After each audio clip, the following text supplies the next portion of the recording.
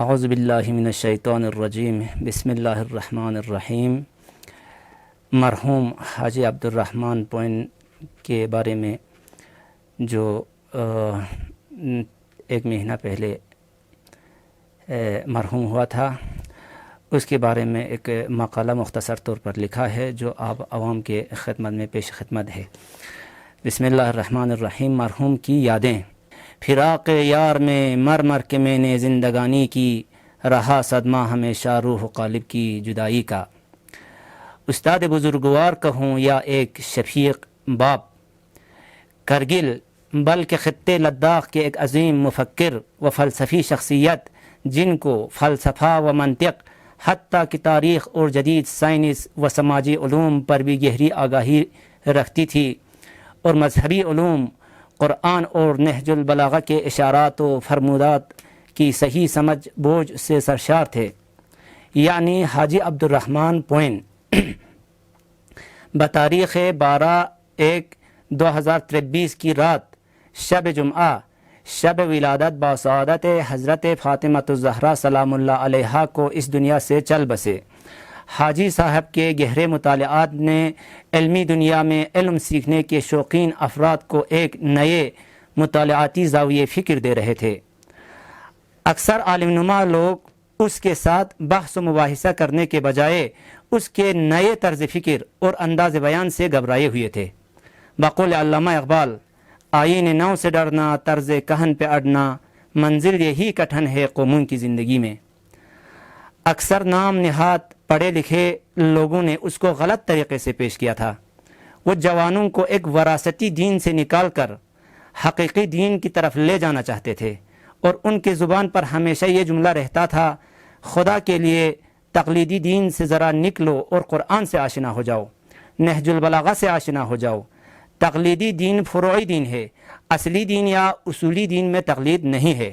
خدا کرے کہ تم لوگوں کا یہ طرز زندگی، یہ ادائیں، یہ قرآن خوانی، یہ دعائیں، یہ اور آپ کے ہر وہ خیالی نیک کام جو شناخت و معرفت کے بغیر محبت و عقیدت کے ساتھ انجام دے رہے ہو، قرآن اور نہج البلاغہ سے دور کرنے کے لیے دشمن کے سازش کا حصہ نہ بن جائے، اور ہم سب کے جہالت میں اضافے کا باعث نہ بن جائے۔ فارسی شاعر شہریار کا حوالہ دیتے ہوئے کہتے تھے، فرہنگ ما برائے جہالت فزودن است، معمور زشت بودن و زیبا نمودن است۔ ہماری ثقافت جہالت میں اضافے کے لیے ہے، ایسا نہ ہو کہ بقول امیر المؤمنین، لبس الاسلام لبس الفرو مقلوبہ، اسلام کا لبادہ تو اوڑھ لیا مگر الٹا پہن لیا۔ فرہنگ محمدی کو فرہنگ جہالت بنانا ایک گلوبل سازش کا حصہ ہے۔ اس سازش کا بصیرت کے ساتھ مقابلہ کرنا ہر پڑھے لکھے اور باشعور انسان پر واجب ہے۔ مرحوم ہمیں کہتے تھے کہ آپ لوگ ندی نالوں کا پانی نہ پیا کریں، بیمار ہو جاؤ گے، یعنی دین کو اپنے اوریجنل سورس قرآن اور نہج البلاغہ سے لیا کریں۔ قرآن میں غور و فکر کرنے والے کم، قرآن تلاوت کرنے والے زیادہ نکل رہے ہیں۔ تلاوت ضرور کرے، مگر یاد رکھے یہ قرآن کا حق ادا کرنا نہیں ہے۔ حق کا تلاوت، قرآن میں غور و فکر کر کے اور قرآن کے اسرار و رموز سے واقفیت حاصل کر کے قرآن کا حق ادا کرے۔ نہج البلاغہ سے آشنائی حاصل کر کے اور امیر المؤمنین علیہ السلام کے فرمودات پر عمل کر کے علی کو مظلومیت سے باہر نکالے۔ مرحوم مجھے بتا رہے تھے کہ کرگل کے اختلافات پر تنگ آ کر میں نے علماء سے شکایت کیا تھا، تو کہتے ہیں حدیث میں آیا ہے کہ اختلاف امت رحمت ہے۔ مجھے بہت غصہ آ گیا اور میں نے کہا حدیث کا غلط مطلب نہیں نکالنا چاہیے۔ اختلاف کا مطلب لڑائی جھگڑا نہیں ہے۔ ایک امت کا جانا اور ایک امت کا آنا اختلاف ہے، امت کہا گیا ہے حدیث میں، ورنہ قرآن میں لکھا گیا ہے اختلاف اللیل والنہار، تو کیا اس کا مطلب دن اور رات لڑائی ہوتا ہے؟ مرحوم کہتے تھے کہ آج کے امت نے معصومین علیہ السلام پر ہو رہے ظلم و زیادتی کی نوعیت بدل دی ہے۔ مرحوم کہتے تھے کہ آج کی امت نے معصومین علیہ السلام پر ہو رہے ظلم و زیادتی کی نوعیت بدل دی ہے۔ ہم نے رسول خدا اور ائمہ معصومین علیہ السلام کے اصل مقصد کو مدح و ثنا کے ڈیر میں گم کر دیا ہے۔ جب مہر و محبت، صلح و صفا اور امن و امان کے دامن کو خدا سے عشق و محبت کے نام پر پارا پارا کرتے ہوئے دیکھتے تھے تو نہج البلاغہ کے خطبہ یا کلام نمبر 17 کو پڑھ کر سناتے تھے کہ جس میں خدا کے بدترین دو مخلوق جن میں سے ایک کا نام انسان نما لوگوں نے عالم رکھ دیا ہے ذکر ہوا ہے۔ مرحوم عوام کے اندھی عقیدوں پر سخت نالان تھے اور ممبروں سے صرف اعتقادی بیانات دینے کے سخت خلاف تھے۔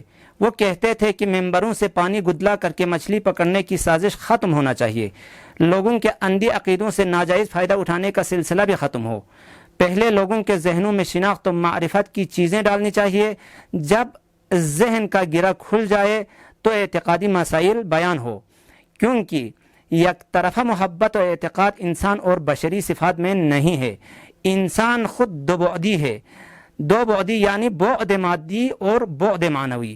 مادی ضروریات کو پہچانے بغیر معنوی ضروریات نہیں سمجھ سکتے۔ بقول امیر المؤمنین تعرف الاشیاء بازدادها، اشیاء ازداد سے ہی پہچانے جاتے ہیں۔ مرحوم فلسفیانہ گفتگو کرتے ہوئے کہتے تھے کہ روشنی سب کے سمجھ میں آتی ہے، چونکہ اس دنیا میں اندھیرا بھی ہے، اگر اندھیرا نہ ہوتی تو روشنی کو سمجھنا مشکل ہو جاتا۔ جس کلمے کو پڑھ کر ہم مسلمان ہو جاتے ہیں وہ کلمہ بھی لا اور الا سے مرکب ہے۔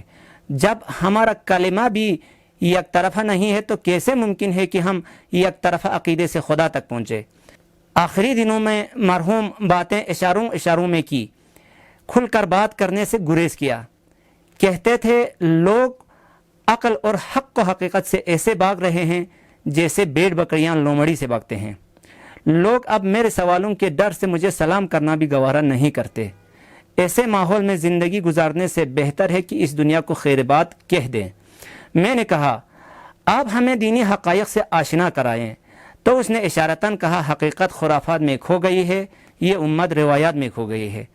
میں نے کہا جناب آپ نہج البلاغہ کے فصاحت اور بلاغت پر بحث کریں، تو کہا اثر لوگوں پہ جلدی ہو، بلاغت اس کو کہتے ہیں، سمجھ میں جلد جو آئے، فصاحت اس کو کہتے ہیں، یہی کہہ کر چلے گئے۔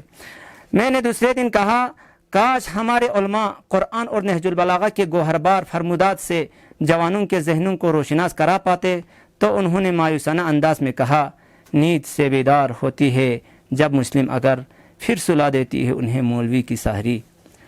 افسوس صد افسوس مجھ پر کہ ہمیں اس کے حیات میں اس کے دماغی آب حیات سے ایک گھونٹ پینا بھی نصیب نہیں ہوا، اور ایک عظیم ذہن کو لوگوں کے جمع غفیر نے پوئن کے بے آب و گیاہ خشک زمین کے اندر دفن کرتے ہوئے دیکھتے رہ گئے۔ اس دن میرے لیے ایک انوکھا دن تھا۔ انسان نے انسان کے اندر قسمت ڈھونڈا ہے، آج ہم زمین کی قسمت دیکھ رہے ہیں۔ اگرچہ اس زمین کے اندر سونا نہیں، چاندی نہیں، تیل اور زیر زمین ذخائر سے خالی ہے، مگر بلند ذہن اور مخلص انسانوں کا گہوارہ تو بنتے ہیں۔ دنیا کے زرق و بارق، منصب و مقام اور مال و دولت کے پجاریوں کے لیے وہ ایک نمونے عمل تھے کہ جس نے متاع دنیا کو ضرورت سے زیادہ کوئی اہمیت نہیں دی۔ وہ سب انسپکٹر کے رتبے پر فائز ہونے کے بعد ریٹائر ہوئے، مگر کوئی دولت، پیسہ یا مال و مکان کی صورت میں جمع نہیں کیا۔ اگر وہ چاہتے تو سب کی طرح کئی جگہوں پر فلک بوس مکانات بنا سکتے تھے، مگر نہیں بنائی۔ آبائی پرانے مکان میں زندگی گزارا، اور بچوں نے جب نیا مکان بنایا تو اس میں 1.5 سال گزارے اور چلے گئے۔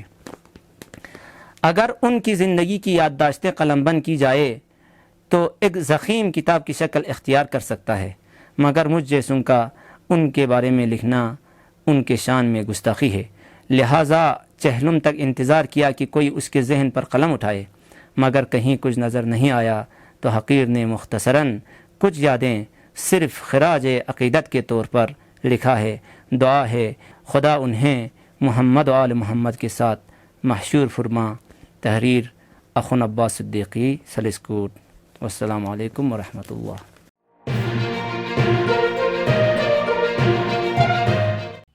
مقامی، قومی اور بین الاقوامی خبروں سے باخبر رہنے کے لیے چینل کو لائک، شیئر اور سبسکرائب کریں، ساتھ ہی بیل آئیکن دبانا نہ بھولیں۔